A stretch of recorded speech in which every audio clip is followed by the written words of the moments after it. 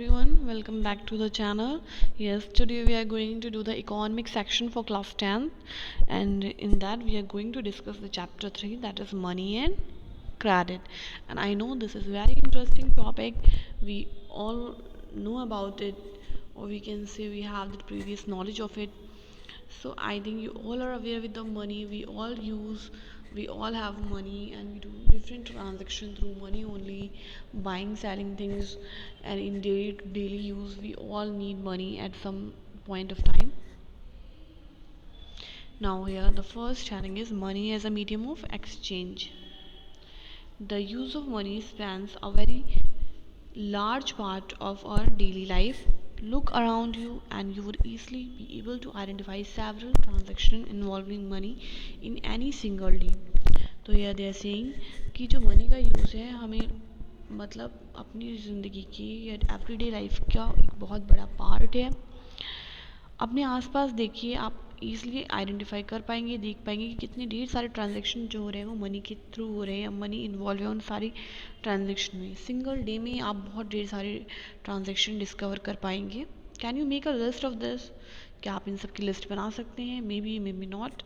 In many of these transaction goods are being bought and sold with the use of money.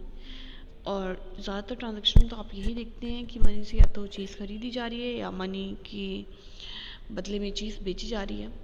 In some of these transactions, services are being exchanged with money.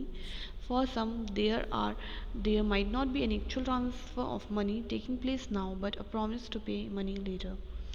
कह रहे हैं कहीं पर आपको ये भी दिख रहा होगा कि कुछ ट्रांजैक्शन में सर्विसेज भी एक्सचेंज हो रही हैं, गुड्स तो हो रहे हैं बट सर्विसेज एक्सचेंज हो रही हैं। जैसे आपने रिचार्ज करा लिया, आपने टोल टैक्स पे कर दिया और फर्दर एग्जांपल्स हैं। और कहीं पर ऐसा हो रहा होगा कि फ़ौरन मनी नहीं दिए जा रहे हो एक्चुअल टाइम पे, बट प्रॉमिस करी जा रही है कि आपको बाद में मनी पे कर देंगे। जैसे किसी ने आपसे कोई चीज़ दी, उसने कहा आज मेरे पास पैसे नहीं हैं तो मेरे ये पैसे लिख लो, या I pay you to by tomorrow, by a week, जैसा भी है। तो इस प्रोसेस को हम क्या कहते हैं, जब हम प्रॉमिस करते हैं कि हम बाद में पे करेंगे और फिर भी कोई हमें अपना सामान देता है तो हम उसे क्या कहते हैं, उधार पे ले रहे हैं हम, या फिर क्रेडिट वर्ड यूज़ होता है यहाँ पर। Have you ever wondered why transactions are made in money? The reason is simple. A person holding money can easily exchange it for any commodity or services that he or she might want. कहना simple है कि कोई भी transaction हो सकता है, अगर किसी के पास मनी है तो उसको एक्सचेंज करके वो कोई भी कमोडिटी और सर्विसेज को परचेज करता है जो उसको चाहिए। Thus everyone prefer to receive payments in money and then exchange the money for things. तो हर कोई जो है यही प्रेफर करता है कि मनी के बदले में चीज़ बेचे और मनी के बदले में ये चीज़ खरीदे। Take the case of shoe manufacturer. He want to sell shoes in the market and buy wheat. The shoe manufacturer will first exchange shoes that he has produced for money and then exchange the money for wheat. तो यहाँ पे कह रहे हैं कि जो शू manufacture है वो पहले एक्सचेंज करेगा, मतलब शूज़ को, और कैसे एक्सचेंज करेगा, मनी से। मनी प्रोड्यूस होगा, फिर वो मनी जो उसको मिलेगा उससे वो क्या जाके खरीदेगा, wheat. Imagine how much more difficult it would be if the shoe manufacturer had to directly exchange shoes for wheat without the use of money. कह रहे हैं कितना डिफिकल्ट होगा अगर डायरेक्टली वो शूज़ लेकर के वीट की शॉप पे चला जाए कि आप शूज़ रख लो और मुझे इसके बदले वीट दे दो। तो ये बहुत मुश्किल बात होगी, क्योंकि he would have to look for a wheat growing farmer who not only wants to sell wheat but also wants to buy the shoes in exchange. क्योंकि पहले तो उसको ये ढूंढना पड़ेगा ना एक ऐसा फार्मर जो जिसको शूज़ चाहिए, जो शूज़ के बदले में उसको वीट दे देगा, एक्सचेंज हो जाएगा, जो कि बहुत मुश्किल बात है। That is both parties have to agree to sell and buy each other commodities. तो कह रहे हैं तो ऐसा कुछ होना चाहिए जिसमें जो दोनों पार्टीज़ हैं वो एग्री करें एक दूसरे की कमोडिटीज़ को सेल करने में और बाय करने में। कि एक ऐसा फार्मर चाहिए जिसे शूज़ चाहिए, वो उससे शूज़ परचेज़ कर ले, और उसको वीट परचेज़ करना है तो उसको वीट दे दे। This is known as double coincidence of wants. इसको कहते हैं डबल कोइंसिडेंस ऑफ वांट। यानी कि कोइंसिडेंस ही हो सकता है, इत्तेफाक से कोई ऐसा इंसान मिल जाए जिनकी ज़रूरतें एक दूसरे इंसान से पूरी हो सकती हैं, एक दूसरे की कमोडिटी से कंप्लीट होती हैं। What a person desire to sell is exactly what the other wishes to buy. क्योंकि यहाँ पर जो एक पर्सन की डिज़ायर है जो सेल करने की, वो दूसरे की विश होनी चाहिए बाय करने की, तभी तो। अगर मुझे ये सेल करना है, मेरी ख्वाहिश है कि मैं एक पेन सेल कर पाऊँ, तो एक ऐसा इंसान ही तो मुझसे लेगा जिसको ज़रूरत है, उसे पेन चाहिए, तभी तो मुझसे लेगा। तो ऐसे ही यहाँ पर बताया गया है। In a barter system where goods are directly exchanged without the use of money, double coincidence of wants is an essential feature. तो कह रहे हैं कि बार्टर सिस्टम होता था पहले टाइम में, तो वहाँ पर क्या था, जहाँ पे गुड्स डायरेक्टली एक्सचेंज कर दिए जाते थे, जहाँ पे मनी का यूज़ नहीं होता था, वहाँ पे एक सबसे इम्पोर्टेंट फीचर था, सबसे ज़रूरी फीचर वो यही था, डबल कोइंसिडेंस ऑफ वांट्स, कि एक दूसरे की कमोडिटी तभी तो परचेज करेंगी जब उनके पास मतलब ज़रूरत होगी उनको एक दूसरे की प्रोडक्ट की. In contrast, in an economy where money is in use, money by providing the crucial intermediate step eliminate the need for double coincidence of wants. कह रहे हैं और इसी का उल्टा ये है कि अब जब इकोनॉमी में मनी इंट्रोड्यूस हो चुका है तो जो मतलब ये था डबल कोइंसिडेंस ऑफ वांट, तो इसको एलिमिनेट कर दिया गया है. अब इसकी कोई ज़रूरत नहीं है, अब आप सीधे जो है बस मनी एक्सचेंज करना है और किसी नीड या वांट की ज़रूरत नहीं है. It is no longer necessary for the shoe manufacturer to look for a farmer who will buy his shoes and at the same time sell him wheat. कह रहे हैं अब ज़रूरत नहीं है शू मैन्युफैक्चरर को कि वो एक ऐसा फार्मर ढूंढे जो शूज़ उससे ख़रीद के उसे वीट दे. नहीं, अब वो किसी को भी शूज़ सेल कर सकता है और मनी अर्न कर सकता है और उस अर्न मनी को वो जा कर के दे सकता है और उसके बदले वीट ले सकता है. All he has to do is find a buyer for his shoes. उस सिर्फ इतना करना है कि उसको बायर फाइंड करना है शूज़ के लिए.